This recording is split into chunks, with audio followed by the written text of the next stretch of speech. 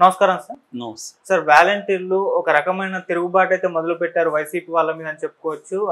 Media ముందుకు వచ్చేసి మమ్మల్ని బలవంతంగానే రాజీనామా చేయించేశారు అని చెప్పేస్తున్నారు. అలాగే ఇప్పుడు కేసులు కూడా వైసీపీ నేతల మీద పెడుతున్నారు. అసలు ఏంటి వాలంటీర్ల మీద సమస్య ఏంటి? మరి వాళ్ళని ఇప్పుడు రివర్స్ తీసుకునే ఛాన్స్ ఉందా లేదా? ఎందుకు ఈ విధంగా వైసీపీ వాళ్ళ మీద తిరుగుబాటు చేస్తున్నారు సార్?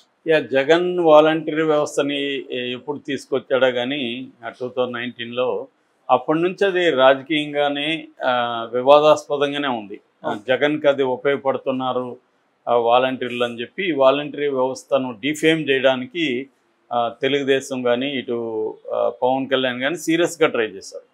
సో చంద్రబాబు ఒక దశలో వాళ్ళని చాలా హీనంగా కూడా మాట్లాడినాడు. వీళ్ళు మగవాళ్ళు లేని టైంలో ఇళ్ళకి వెళ్తారు, వాలంటీర్లు దేనికి, గోనె సంచులు మోయడానిక అని ఇట్లా అంతా మాట్లాడిన వీడియోలు ఉన్నాయి.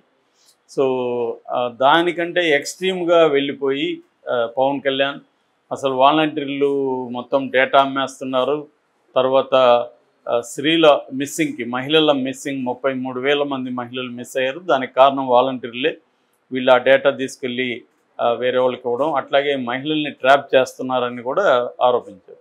మరి ఇప్పుడు వాళ్ళ గవర్నమెంట్ ఉంది, ఈయన డిప్యూటీ సీఎం ఆ అదృష్టమైన మహిళల మీద ఇప్పుడేమన్నా విచారణ చేపడతాడా పవన్ కళ్యాణ్ అనేది చూడాలి. చేపట్టకపోతే అది రాజకీయ విమర్శ తప్ప, అది అందరూ రాజకీయ నాయకుల్లాగా చేసింది తప్ప అతనికి ఏమీ ఇది లేదు. నాకు తెలిసి ఏమీ చేపట్టే పరిస్థితి లేదు. ఉంటే ఈమె అనిత అనౌన్స్ చేసి ఉండాలిగా, ఏమేమో మాట్లాడింది మొన్న ఆమె. గాంజాని 100 రోజుల్లో తేస్తా అవన్నీ అనింది. మరి మహిళల అదృష్టమైన మహిళల్ని నేను తీసుకొస్తా అని చెప్పి ఉండాలి కదా. దాని మీద శ్వేతపత్రం పెట్టాలి కదా, ఎంతమంది మిస్ అయ్యారు జగన్ ప్రభుత్వం 5 ఏళ్లలో అనేది ఆమె తీసుకురావాలి కదా. అవేం చేయట్లేదు. ఏమన్నా చేస్తారేమో చూడాలి. ఏదేమైనా వాలంటరీ వ్యవస్థ వల్ల జగన్కి ఉపయోగం అని చెప్పి వీళ్ళు నమ్మి వాలంటరీ వ్యవస్థని లెజిటిమసీని దెబ్బకొట్టాలి, దాని మీద కన్ఫ్యూజ్ క్రియేట్ చేయాలనేది పవన్ కళ్యాణ్ కానీ చంద్రబాబు కానీ పొలిటికల్గా ట్రై చేశారు. ఓకే. అయితే అది వీళ్ళకి బూమరాంగ్ అయింది. వాలంటీర్లు అప్పట్లో పెద్ద ఎత్తున జనసేనకు వ్యతిరేకంగా వీధుల్లోకి వచ్చి ధర్నాలు చేయడం, కొంతమంది కేసులు వేయడం, ఇవన్నీ చేశారు. ఇవన్నీ చేసినాక వీళ్ళకి అర్థమైంది, మనం రాంగ్ స్టెప్ వేసాము, వాలంటీర్ వ్యవస్థని మనం ఇట్లా విమర్శించి ఉండకూడదు, దానివల్ల ఇప్పుడు ఇబ్బంది అవుతుందని చెప్పి యూటర్న్ తీసుకొని చంద్రబాబు రివర్స్లో వాలంటీర్లకి నేను మిమ్మల్ని కంటిన్యూ చేస్తాను, 10,000 ఇస్తానని చెప్పాడు. జగన్ 5,000 ఇస్తుంటే నేను 10,000 ఇస్తాను అన్నాడు. దాంతో సహజంగానే వాలంటీర్లు ఎవరికైనా 5,000 నుంచి ఒక్కసారి 100% జంప్ కదా, 10,000 ఇస్తారు శాలరీ అంటే ఎవరైనా ఏం చేస్తారు, చంద్రబాబుకి ఓటేద్దాం అనుకుంటారు. సో అది జరిగింది కూడా వాస్తవం.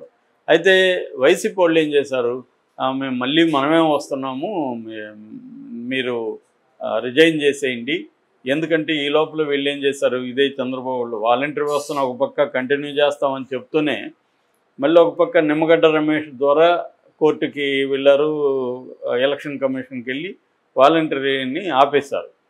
ఎన్నికలప్పుడు వాళ్ళ దగ్గర వాళ్ళ నిధుల్ని ఆపేశారు. దాంతో వాలంటీర్లకు పని లేకుండా అయిపోయింది. దాంతో వీళ్ళు ఏం చేశారు, ఎలాగో పని లేదు మీకు, వాలంటీర్లుగా ఉంటే మీరు మా వైపు పని చేయలేరు కాబట్టి రిజైన్ ఇచ్చేసి మాకు హెల్ప్ చేయండి, మీరు ఎన్నికల్లో ఓట్లు వేయించండి, మళ్ళీ వచ్చినాక మీకే ఇస్తారు, లేదంటే చంద్రబాబు మీకు ఇవ్వడు, వాళ్ళ కార్యకర్తలను పెట్టుకుంటారు అని చెప్పి వీళ్ళు ఏం చేశారు, వాలంటీర్ల దగ్గర రిజైన్ చేయించారు. సో అలాగా కొన్ని వేల మంది వాలంటీర్లు రిజైన్ చేశారు. అది కరెక్ట్గా ఎంత అనేది ఇంకా తెలియదు, కానీ దాదాపు 1,00,000 మంది రిజైన్ చేయడం, కొంతమందిని ఎలక్షన్ కమిషన్ కూడా తొలగించింది. మొత్తంగా 2,60,000 మందిలో 1,00,000 మంది పైన రిజైన్ చేశారని చెప్తున్నారు. సో ఇప్పుడు గవర్నమెంట్ మారింది, వాళ్ళు తెలుగుదేశం గవర్నమెంట్ వచ్చింది, ఇక్కడ కన్ఫ్యూజన్ స్టార్ట్ అయింది. ఇప్పుడు రకరకాలుగా వదంతుల్ని వాళ్ళే వదులుతున్నారు. ఒకటేమో ఈ వాలంటీర్ని, ఇదే వాలంటీర్ని తీసుకోరని, ఎందుకంటే క్వాలిఫికేషన్ ఇప్పటివరకు ఉన్న 10th, ఎందుకంటే 5,000 అంటే 10th క్లాస్ వాళ్ళే దొరుకుతారు కదా, డిగ్రీ చదివినవాడు ఎందుకు వస్తాడు. సో దాన్ని ఇప్పుడు డిగ్రీ క్వాలిఫికేషన్ పెట్టడం, తర్వాత ఇంతకుముందు 50 ఏళ్ళకి ఒక వాలంటీర్ ఉంటే ఇప్పుడు మండల పరిధిలోకి పెంచేశారు, ఒక విలేజ్కి ఒక వాలంటీర్ అలాగా మార్చేస్తున్నారు. అంటే ఇప్పుడు 50 ఇండ్లకి ఒక వాలంటీర్ ఉంటే 5,000 ఇస్తే సరిపోతుంది. 100 ఇండ్లకి ఒక వాలంటీర్ని పెట్టుకొని 10,000 ఇచ్చినా అదే లెక్క కదా. చంద్రబాబు ఇట్లాంటి దాంట్లో చాలా ఎక్స్పర్టు. సో ఆయన చెప్పింది నేను చెప్పినట్టే ఉంది, కానీ మేము వాలంటీర్ 10,000 ఇస్తానన్నాను కానీ మిగతా మార్చను అని చెప్పానా అనొచ్చు. సో ఇప్పుడు ఎడ్యుకేషన్ క్వాలిఫికేషన్ మారింది, తర్వాత వీళ్ళు సర్వ్ చేసే ఇండ్లు మారాయి. దాని తర్వాత ఏంటంటే వీళ్ళనే కంటిన్యూ చేస్తాం అనేది ఏం లేదు, ఎందుకంటే వీళ్ళ అగ్రిమెంట్ ఆల్రెడీ అయిపోయింది. సో వీళ్ళనే కంటిన్యూ చేయాలనేది ఏం లేదు కదా. అందుకని చంద్రబాబు ఏం చేస్తున్నాడంటే ఇవన్నీ పెట్టి ఇప్పుడున్న వాళ్ళకి ఉద్యోగాలు ఇవ్వకుండా తన మనుషుల్ని తన కార్యకర్తల్ని పెట్టుకుందాం అనేది ప్లాన్గా కనబడుతుంది. సో ఇప్పుడు వాలంటీర్లకి గందరగోళం మొదలైంది, అసలు ఇస్తారా లేదా ఏంటని. వీళ్ళు ఇంకా ప్రజాప్రతినిధుల చుట్టూ తిరగడం మొదలుపెట్టారు. దాంతో మంత్రులు వీళ్ళకి ఏం సలహా ఇస్తున్నారంటే మీరిల్లి వైసీపీ వాళ్ళ మీద కేసులు పెట్టండి, వాళ్ళ ప్రలోభాలు పెట్టి వాళ్ళు మిమ్మల్ని ప్రెజర్ చేస్తారని చెప్పి కేసులు పెట్టి అప్పుడు రండి, అప్పుడు మీకు ఇస్తామని. అప్పుడు ఇస్తారో లేదో తెలియదు, కానీ ఇప్పుడు దీనివల్ల వేలాది కేసులు వైసీపీ మీద వాలంటీర్లు వెళ్ళి పెడుతున్నారు. సో అప్పుడు వాలంటీర్లని వైసీపీ ప్రెజర్ చేసి రిజైన్ చేయిస్తే ఇప్పుడు తెలుగుదేశం మళ్ళీ వీళ్ళ ద్వారా కేసులు పెట్టి ఏం జరుగుతుంది? ఏమి జరగదు. కానీ ఒక వేధించాలి, ఇటు వాలంటీర్లకు కూడా ఇబ్బందే కదా, వీళ్ళు పోలీస్ స్టేషన్ చుట్టూ తిరగాలి, కేసులు పెట్టించాలి. ఇవన్నీ ఇంత చేస్తే వీళ్ళకి మళ్ళీ ఇస్తారో లేదో తెలియదు. ఈ గందరగోళంలో వాలంటీర్ వ్యవస్థ ప్రజెంట్ ఉంది. దీనికి సంబంధించి విధి విధానాలు ఏంటి, ఇదే వాలంటీర్లకు మళ్ళీ ఇస్తారా, ఇదే ఎడ్యుకేషన్ క్వాలిఫికేషన్కి ఇస్తారా, ఎన్నింటికి వీళ్ళు పనిచేయాలి, వీళ్ళ విధులు ఏమన్నా మార్పులు ఉంటుందా, ఇంకొకటి కూడా అనిపిస్తుంది వీళ్ళందరూ సర్పంచ్ కింద పనిచేయాలని. ఇట్లా రకరకాల ఇవి వస్తున్నాయి. ఇప్పటి వరకు దీని మీద ఒక క్లారిటీ అయితే రాలేదు. కానీ ఈ లోపల మంత్రులు, నేను నిన్న మొన్న కూడా చెప్పాను, మంత్రులు కానీ ఎమ్మెల్యేలు కానీ ఒక విధాన నిర్ణయాల్ని వాళ్ళంతటి వాళ్ళే అనౌన్స్ చేసేయడం, వాళ్ళంతటి వాళ్ళే మాట్లాడేసేయడం, ఇది కనబడుతూ ఉంది తెలుగుదేశం బిడ్డలు. అంటే మరి ఇంకా చంద్రబాబు సీరియస్గా తీసుకొని దీన్నంతా కంట్రోల్ చేయడానికి స్టార్ట్ అయ్యాడా లేదా తెలీదు. కానీ గంటా శ్రీనివాసరావుకు మాత్రం క్లాస్ బిక్కాడు అనేది వార్త వినిపిస్తుంది. ఆయన రిషికొండ ప్యాలెస్, యాక్చువల్గా అయితే చంద్రబాబు పవన్ కళ్యాణ్ ఇద్దరు కలిసి రిషికొండ ప్యాలెస్ అని వెళ్ళి వాళ్ళు చూపిద్దాం అనుకున్నారు, నేషనల్ మీడియానంతా పిలిచి ఒక ప్లాన్డ్గా. కానీ ఈ లోపల గంటా శ్రీనివాసరావు తనకి ఆ క్రెడిట్ దక్కాలని తను వెళ్ళిపోయాడు. దానివల్ల వీళ్ళకి ఒక కోఆర్డినేషన్ లేదు. సో వీళ్ళు అనుకున్న ప్లాన్ ప్రకారం దాన్ని చేయలేకపోయారు. అది ఇప్పుడు బూమరాంగ్ అయింది. మొన్నటి వరకు ఏంది, అది ప్రైవేట్ ప్యాలెస్ అని ప్రచారం చేశారు, కానీ ఇప్పుడు అది గవర్నమెంట్ ప్యాలెస్. గవర్నమెంట్ ప్యాలెస్లో డబ్బులు ఎక్కువ ఖర్చు పెట్టడం వేరు, తన సొంత ప్యాలెస్ లాగా కట్టుకోవడం వేరు. గవర్నమెంట్ ప్యాలెస్లో డబ్బులు ఖర్చు పెట్టాలా లేదనేది ఖచ్చితంగా చర్చించాలి, అంత ఖర్చు అవసరం అనేది. దానికి వైసీపీ వాళ్ళు చెప్పేది ఏంటంటే ఇప్పుడు ఎవరికన్నా వైజాగ్ వస్తే స్టార్ హాస్పిటల్లో పెడతారు, అంతా భయంకరంగా డబ్బులు అవుతాయి, దాని బదులు టూరిస్ట్ బిల్డింగ్లు పెట్టి దాంట్లో పెడతాం మనం అనేది చెప్పారు. గతంలో కూడా టూరిస్ట్ హోటల్స్ చంద్రబాబు పెట్టినప్పుడు పొన్నమి హోటల్స్ అని, పొన్నమి అంటే చంద్రుడు, చంద్రబాబు పేరు వచ్చే విధంగా పొన్నమి హోటల్స్ పెట్టారు.